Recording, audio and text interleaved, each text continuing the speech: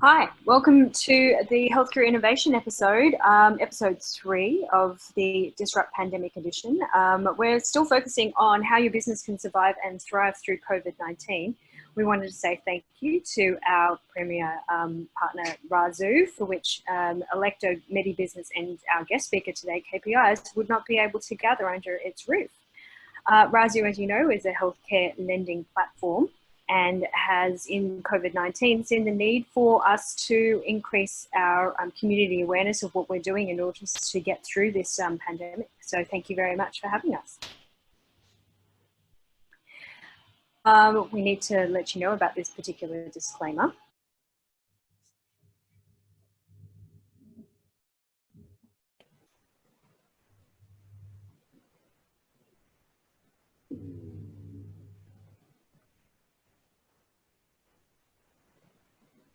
And we bring here today two guest speakers. Sophia Withers has joined us from Razzoo. Sophia has an extensive experience in startups and particular focus on fintech and artificial intelligence. She has previously conducted research how blockchain will actually catalyse social impact and focuses on business models for greater good. So welcome, Sophia. Our second guest today is Shannon Murphy, who has extensive management, accounting and financial experience in consulting for the medical, dental and allied health industries. He himself is an accountant. He's a co-founder of KPIs, which uses cloud technology in order to help medical practices and businesses to build in-depth understanding of what key performance indicators are through better interfaces and gathering of data. It also allows business owners and practice managers to understand what the critical KPIs are that contribute to success. Welcome, Shannon. Thank you for having me. So this article, this webcast was inspired by Mark Andreessen's posting his blog on the 21st of April, so just over 10 days ago, focused on a rallying call to build. So it's really easy for us to basically go under the dunas, as Scott Morrison said, basically pack down, hibernate our businesses. But what he's encouraging us to do, what the call was to actually build in these disruptive times, build the new things and show the results. He actually ends the article saying, you know, what are you building? And absolutely, this is the right time. We think that that he's absolutely on the money here. It's really easy for us as healthcare business owners to actually focus on the now. But the reality is that we've got timeframes in the next 2 weeks, 6 weeks, and 6 months in order to build the businesses that we've always wanted, right? Now, if you're sitting there and saying, that's all very well and good, Grace, how am I going to pay the staff? I can't even afford JobKeeper or I can't afford then go back to our first and second webcasts and listen to those ones so that it can help you get the mindset, some of the structures, and then the financing and the government opportunities or the government grants in order to help you in order to build the contact Electo Finance, contact MediBusiness in order to build it. But don't ignore Mark Andreessen's call. Like he's the co-founder of Netscape. He is the general partner at famed Silicon Valley venture capitalist Andreessen Horowitz. And in 2011, he wrote the rallying cry of why software is eating the world, which, you know, if you ignored it at that point in time, it was to your peril. And absolutely, I think that he's right on the money here. So we've asked Sophia in order to come in and tell us about the nature of investment, the business models in these disruptive times. So I'll hand over to Sophia now. Thank you for the warm introduction there, Grace. I'm very much excited to represent Razzoo and be a part of informing the Razzoo community on what sort of products and exciting developments that we are seeing out there today in terms of healthcare innovation.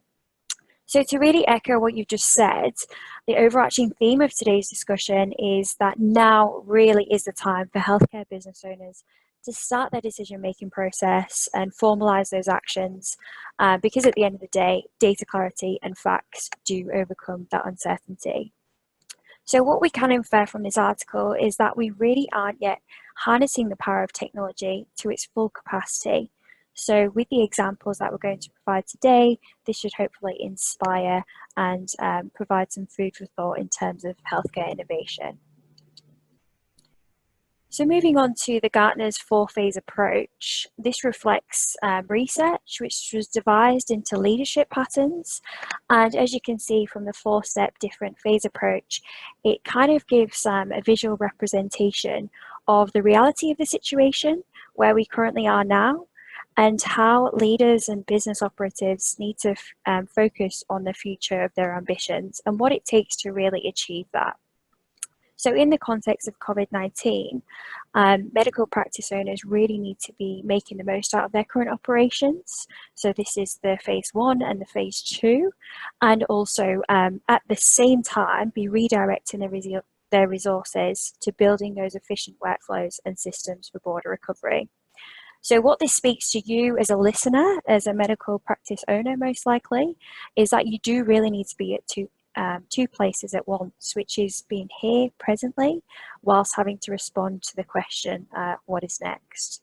So really decisions in this phase should be concentrating on expanding or strengthening your existing sources of competitive advantage, and really just setting yourself up for success and being readily available to move to accelerate revenue in the next phase. Okay, so if we move on to what sort of thinking can we generate, and what sort of questions should you be asking yourself as a medical practitioner and business operative? So really it's about, where do you need to reallocate investment, budgets, people or other resources towards future opportunities? How can you capitalize existingly on your available technologies? And really the theme of this is about working smarter, not harder, and utilizing the technology available to create and monetize your existing business models. So the successful business operatives of today who really can make use of COVID-19 will be accelerating their business processes.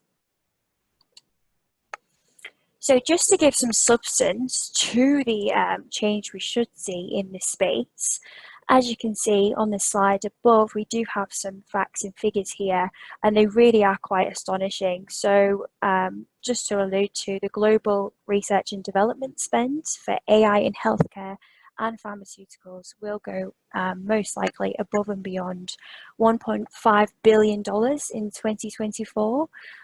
If we can kind of get an understanding of the significance, we can see that it was in 2019 alone, it was supposed to be 463 million. And that's obviously taken a gigantic leap to $2 billion.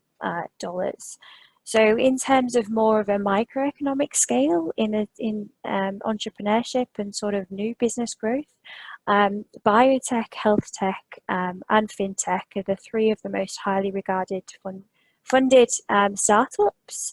So biotech and health tech alone are totaling 17.6% of total startup funding. So this was taken from trends.co, and if any of you do view this table, most of the other startup funding segments are around the 7% mark. So it really is quite interesting to see just how much spending is being utilised.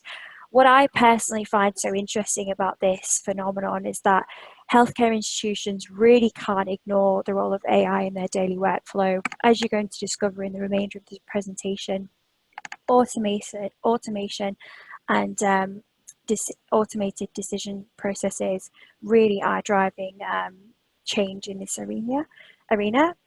And also what I find particularly interesting is typically healthcare institutions would think just nationally, and now we're starting to look more bipartisan. So we're looking at more universal healthcare policies and global privacy. So in a nutshell, what we're seeing is that the pandemic is really reshaping healthcare with technology at the forefront of innovation in this space. So let's move on to some more practical applications. Here we have a number of the best technologies that we've handpicked and nominated, and what we believe really are here to disrupt the market for greater good. So over to you, John, if you could please share your opinion on why you've nominated Hyro in this space.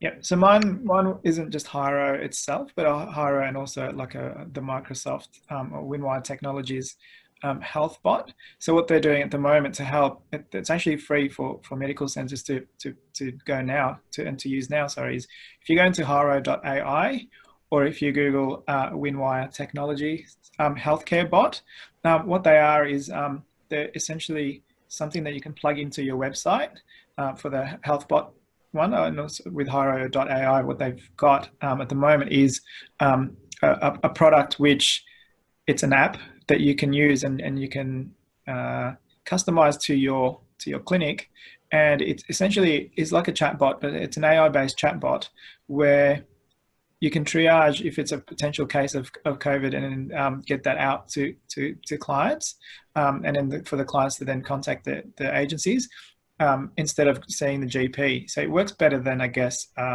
having someone sitting there on the phone, which is a precious resource at the moment, to answer those questions from your patients. More so just having something there on chat. It could be essentially put up on your website within a couple of days for the Winwire Technologies one, which is Haro AI's one. It's actually a free service, so you should make the most of it now, and be able to capitalize and set that up for your clinics. So that's the reason why I've chosen those. These guys do quite a fair bit more things, but this is what's available, and the help and support for as part of innovation for AI during this time with COVID. How about you, Sophia? How come you've chosen Accubits? Okay, so I've chosen Accubits because they are currently in the process and they've developed the product so far, and that is called Rebuild the Chain. So many of you have heard of the COVID Safe app. There's a lot of news at the moment with being implemented. We need to download that app to enable us to socialize and to basically be integrated into everyday life. So this is pretty much a competitive of that, but it solves the same solution. It solves the same problem.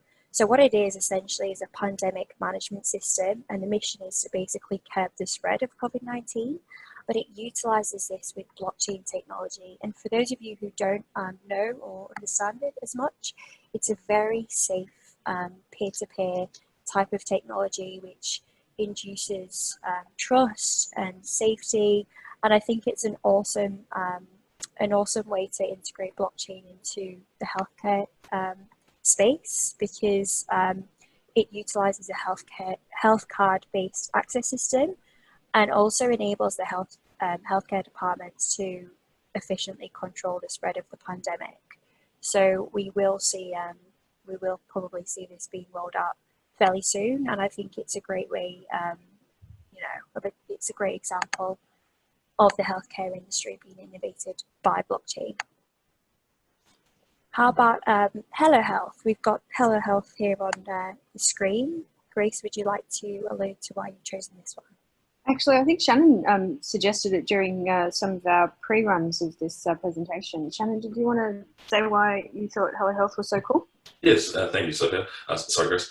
Yes, so Hello Health is a new PMS system that's coming out to the market sometime this year. It's a sort of a competitor to Best Practice Medical Director, but it's going to be one of the first true cloud PMS systems in the marketplace.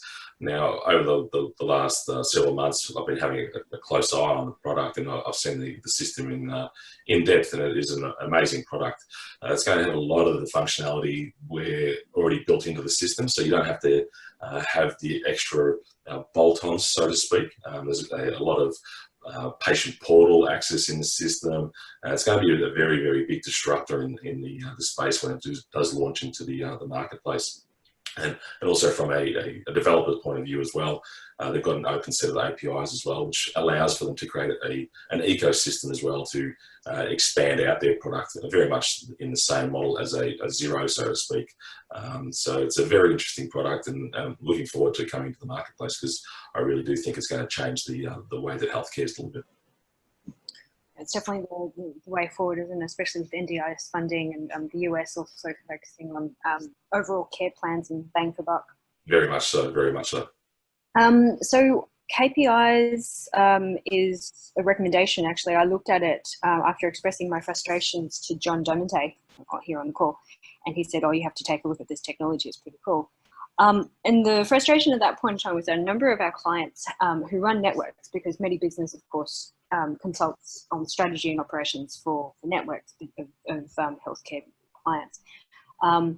And through Periop Partners, we'd built our own scheduling system for all these different networks, but we hadn't actually solved the gathering of business intelligence aspects of the business. And as I said to one of the teams that I work with, my dream is to be able to push a button and be able to get all the information of the item numbers and the dollars per practitioner and dollars per location, dollars per day, etc., all in that one click of the button. But because we use a particular software that is not at all cloud-based and not at all distributed, etc., it is a process of us emailing 15 different practice managers and then assembling that information here at headquarters. So on John's recommendation, we actually had a demo from KPIs, and I think it sells itself. So I'm going to hand over to Shannon, and he's going to take us through, I guess, the values of business intelligence and how this will actually lend towards you thinking about, how do I actually build my network? Do I have the information to build my network going forward? Thank you very much, Grace. So KPIs is a real-time dynamic business analytics solution that conceptualizes raw data into a set of key performance indicators, or KPIs as we call them, for your medical practice. KPIs also amalgamates your practice management system, your PMS system, and your accounting software, creating a range of interactive reports. It also automates everyday business processes such as bookkeeping, saving time and money. It also enables the practice owner to take back control of their practice and empowering management to make informed decisions. So what we have in front of us at the moment is what we call our KPIs dashboard. Now, this is a navigational tool. So as you can see, there's several overview headers. Operational is pertinent to the PMS system. So we integrate with best practice to pull a whole raft of data, anything around revenue, data sources, such as doctors' billings, patient demographic information, MBS item codes to sort of analyse such as the 80-20 rule to make sure that we're compliant. We also integrate with the accounting software to pull a raft of financial data and KPIs also. The doctor's information tab is the way that we've designed the product, is also to be able to have a peer review. So we don't want to showcase all the practice information to sort of employees or consulting doctors, but be able to still have a review with a doctor on their one-on-one performance. So that's why we've segregated the aspect down to an individual format, as well as looking at the overall picture of the practice. We've got a very, very strong payroll API into Xero as well, where we're pulling out excessive leave provisions, looking at annual leave provisions as well. MBS codes, as I mentioned, is a very, very big aspect of the KPIs product. Obviously, we want to look at under billings, potential missed opportunities, also making sure that we're compliant with MBS billing as well. We can expose the data behind it to make sure that the billing operation is correct within your practice, and give us some insight so we can make any adjustments necessary. And compliance is also quite a large aspect of the KPIs product as well. The ability to make sure that you're compliant from a STP lodgement is also, we integrate to showcase the BAS activity statements to show how much you're owing at a point in time. Also how many transactions are not reconciled in your accounting software. So that way you can sort of engage with your management and say, hey, we need to make sure that the bookkeeper is doing the work, or can you please update the system? So we have up-to-date live reporting. And live reporting allows us to make very, very well-informed decisions. Also, within the system, we've tried to incorporate a lot of training modules within the product. That way, if you are so inclined to find out a bit more information, obviously the KPIs TV is a screenshotted video of every single KPI within the KPI system to explain how the functionality works, but also to give you a bit of understanding and insight on how that KPI can be interpreted into your medical practice. And also the feedback opportunity. we know that we've designed a very nice product with a very vast array of KPIs, but we're also open to suggestions from the marketplace as well. So if there was a particular set of KPIs that we don't have that we require, then the marketplace can then inform us, and then we can put it into our development pipeline. So the product is very, very adaptable, and it will also continually evolve. So what it might be today could be completely different in 12 months' time. There could be a whole raft of new KPIs coming through. From a user experience, we've tried to make it very, very easy to navigate through. It's generally only 2 clicks of a button to get to the information that we're after. So in this instance, we've gone on to the operational aspect from the dashboard, and now we're into an index of the operational components. Some of these KPI dashboards are doctor utilization, practice staff, appointment heat maps, and so forth and so forth. Then from there, if we click on one of those index buttons, we actually go into the KPIs and get the information from there. This is just an overview, so it can be used in a desktop version, or it can be used in a tablet mobile framework as well.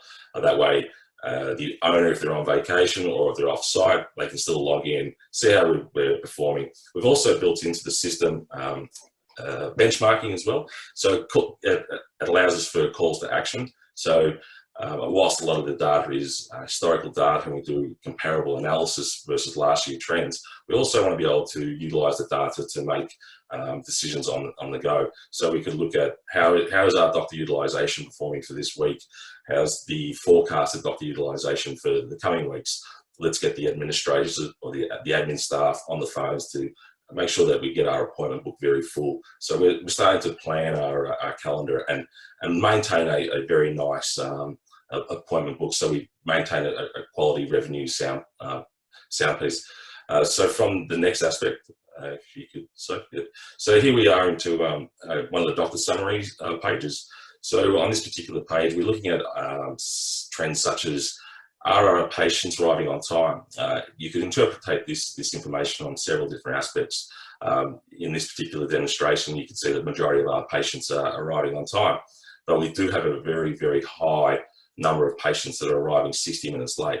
Now, obviously from this data set, we need to look at the possible scenarios. Why are our patients arriving late?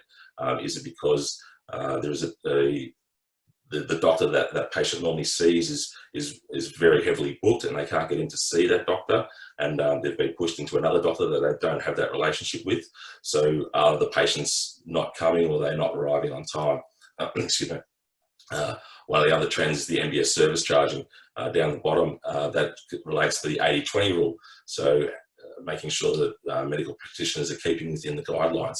So what we're trying to showcase in this aspect is that if we can monitor this type of billing behaviour, and we're looking at potentially being an audit, we can try and change the way that that individual doctor is billing, or to make sure that we have the paperwork and the correct information set aside in case we do go past the 20 days and we are required to do a bit of an audit or an explanation.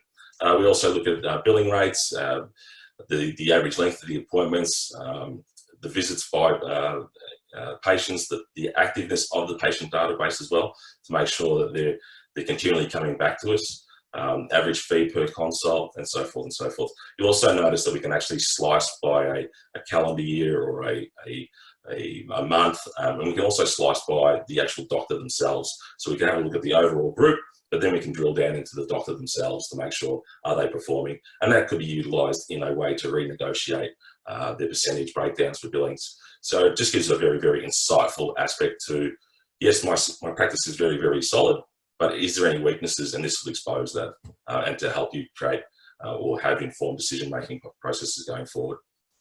Excuse me. I'm just going to jump in there because a number of people are going to say, oh, but my practice management software kind of does that already. What did you find as additional insights that you were kind of surprised by when people looked at this particular software?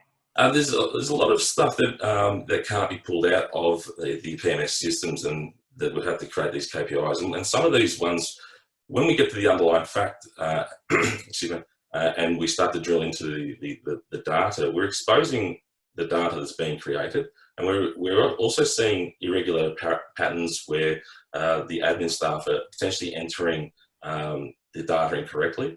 So at the end of the day, the data, basically the old adage is that rubbish in, rubbish out. So if the data is not clean going into the PMS system, the reports will actually showcase this. So it allows for future investigation. So an example of that would be the average doctor's billing consult. If you were able to drill down to a doctor and see the average time, that you start to see a doctor that was their time was starting to blow out by a considerable amount. You could drill through the data and see, are they closing off their consult times correctly? And that has been a situation we've seen in the past.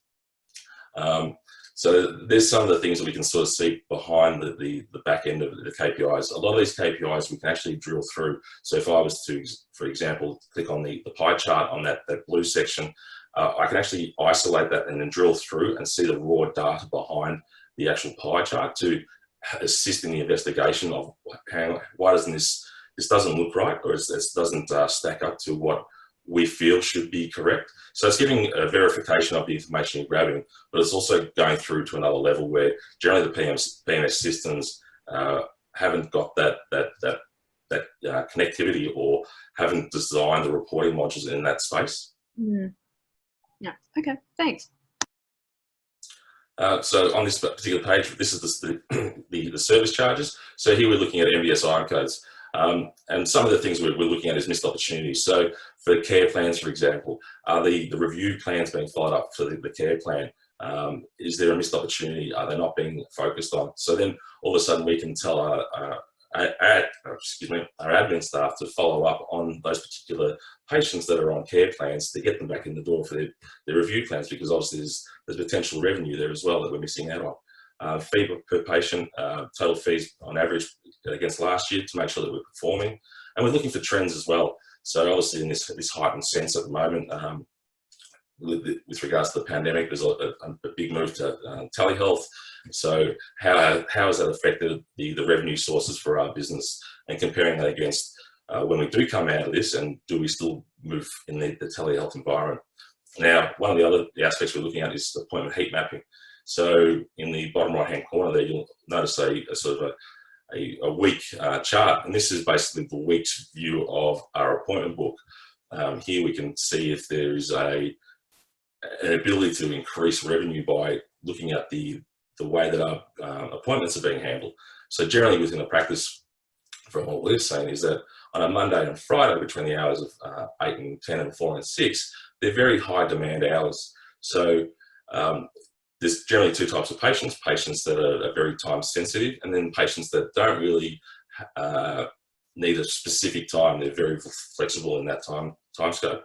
So it's about training your admin staff to ask the appropriate question, to just delve a little bit further to find out if that particular patient requires a high demand appointment block. If they don't, then put them into say a Tuesday at 12 o'clock or a Wednesday at 12 o'clock.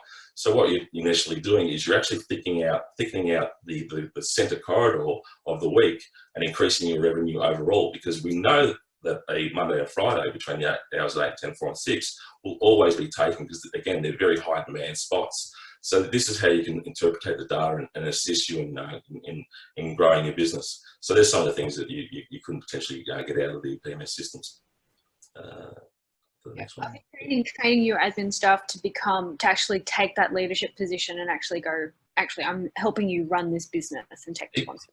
Exactly. So the way that we've designed it is that we perceive that the owner should be treated as a board, so to speak, and that the practice manager is more the CEO. So we're empowering the CEO to make business decisions, but keeping the board member or the owner informed of what's happening, and through utilising this type of information. So we can create the automations. We're trying to pull back the time that's taken to create these type of reports, because we're doing it instantaneously. That allows the practice manager to get some more time back and actually do what they should be doing, which is management, not data entry, not general admin work. It's not what their role is. It's a manager, and to make sure that the practice is running as efficiently as possible. So these are some of the things we're looking at. In this particular screen, visit consult, this is where we're breaking down into the patient demographic. So we can actually look at where our patients are coming from. Are they coming from the southeastern corridor? Is there an opportunity for marketing purposes? We could have a look at our competitors and see where our competitors lie, and go, well, there's an opportunity where we're not getting any patients into the northwest. Let's do a marketing campaign along the train line that leads out of the practice, because we could open up another corridor. So it's just exposing that again, because it's very hard to sort of get an Excel spreadsheet and drop that data out and see where your patients are coming from. Whereas we've actually mapped that out, and we can actually see that now as well. So that'll give us a very, very powerful insight with regards to marketing and advertising, and how we brand the practice as well. So not only are we a business information tool that focuses on billings and accounting aspects as well, but we're looking at how we can create additional revenue through marketing aspects for new clients, compliance aspects, and automation and efficiencies as well. It works really well, actually, because I guess when you're doing requiring finance to either expand your practice, take another practice, buy another practice, that type of stuff, a lot of the questions that they ask, apart from your hardcore financial data and projections, is tell us a little bit about the area that you're moving into, or why do you need to do this. If you can get that data pretty much with the click of a button, it makes that whole process of writing the reports and then selling the story to the finance a lot easier. So yeah, it's a great tool to have, I think. Yeah, it certainly is. We've been working with quite a lot of corporate groups of late, and they've been utilising the system in a way that we didn't really expect. They've been utilising it as a condition of purchase, because we can really expose the billing elements of the practice. We can, as you just mentioned, John, we can also look at how are we going to do a marketing plan? How can we do a bit of forecasting for the lending for the banks as well? So it's really been an eye-opener from that aspect as well. And that was something that we didn't sort of perceive from the product being utilised, but it's been very, very well received in that aspect, because also they want to see, are they buying a clinic that is at their optimal? Is it efficient? Is the justification of the buy-sell price there? So it just allows the practice to justify what they're asking, and also that gives a bit of oversight to what the figures actually say.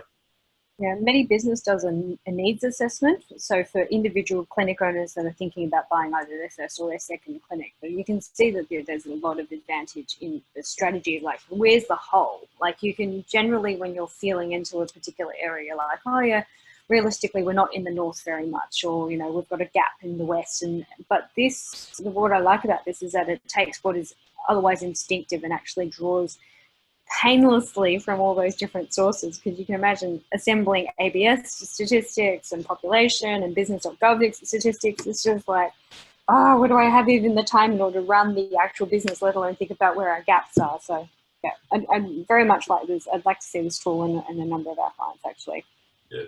Oh, and sorry, and as a disclaimer, I did write this into the chat, but neither MediBusiness nor Electo Finance nor Razzoo is being paid by KPIs for this. We just love sharing great technology, and if you do have really cool technology that's impressed you, just send us an email, and send the email details in a second. Might hand back over to Sophia for the moment. Absolutely. Thank you very much for giving us that overview there, Shannon. You demonstrated some excellent examples of how healthcare business owners can capture their data within the click of a button, and we're certainly seeing a merge between what technology can offer and how these healthcare practitioners can really benefit from that.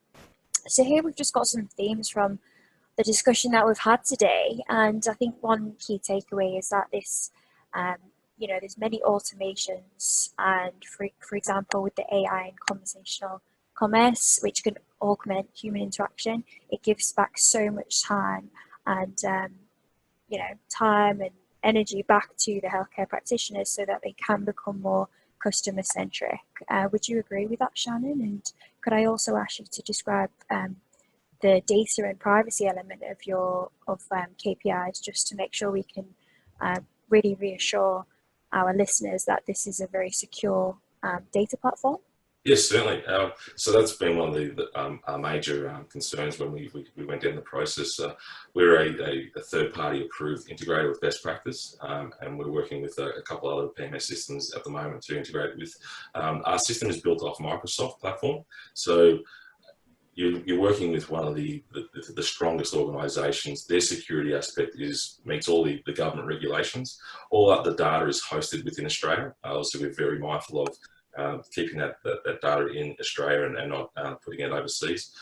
With regards to the patient data, everything that we read is de-identified. So even if someone was able to get into the back end of the system, you couldn't identify the patient or the individual. So that way it's broken apart. We only read tables within the system, and then from that we create the KPIs. So it's a combination of de-identified data and mixing that together. There's two-step authentication. So to get into the system, you need a 6-digit code, which refreshes every 20 seconds. Also, there's a password and username as well. So from that aspect, the security has been very, very, very pertinent. We haven't gone down the clinical data aspect because that exposes a lot more, and that's something that we're not looking to do at this point in time. So we wanted to make sure that our security is very, very robust. It's built on a Microsoft Azure platform, which is probably one of the most secure in the world. And the good thing about it is that we're not interfering within the client's servers. So we just patch into the back end. We go through the best practice portal, which is now in the latest version of the best practice software, and then we basically make a connection from that. Best practice has been very good in the last several months with regards to the way they've locked down their data. So they've taken their security level to another level as well. So it's very, very robust in that aspect. And if anyone wants any more information on that, I do have a whole white paper around the security aspects of our product.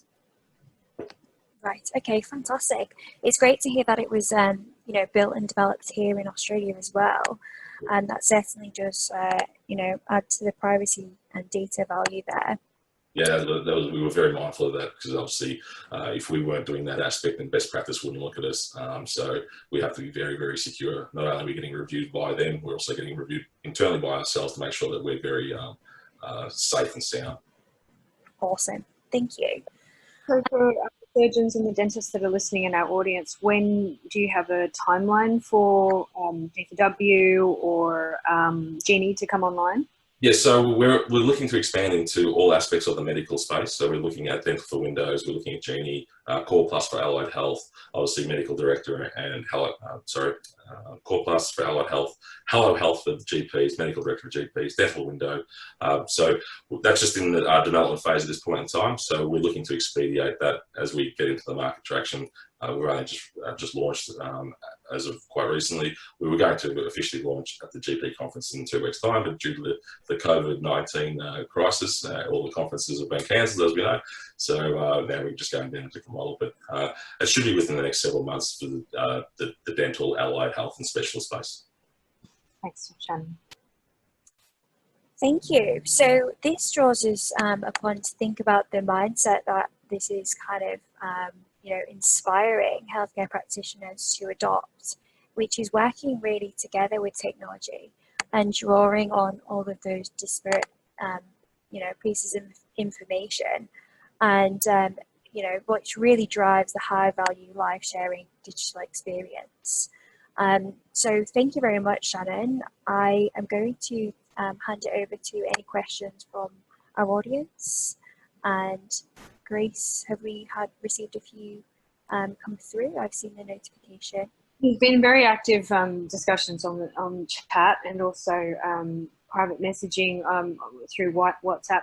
I think that the main thing that we are seeing here is that people are fantastically keen to invest in innovation and invest time definitely in learning what the new innovation is.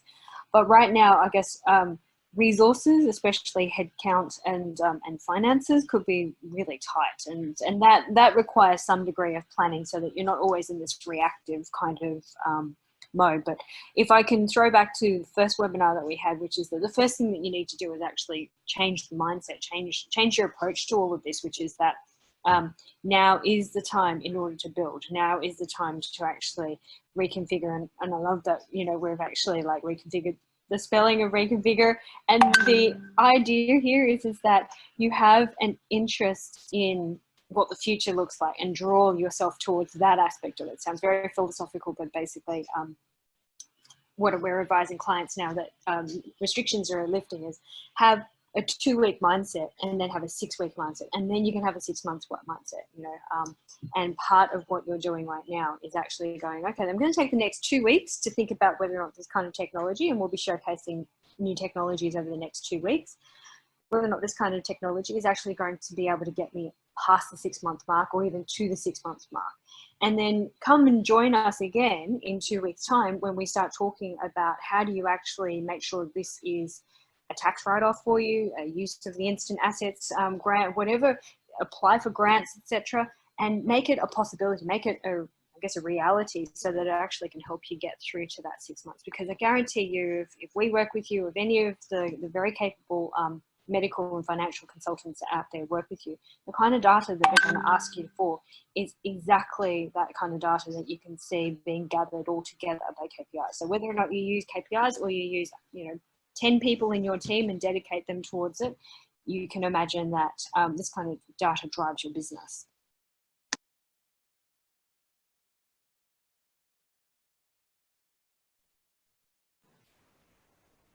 Thank you, Grace. Okay, before we move on to the next slide, which is discussing what other important topics and elements we are going to capture in our webcast, is there anything else, John or Shannon, that you would like to add?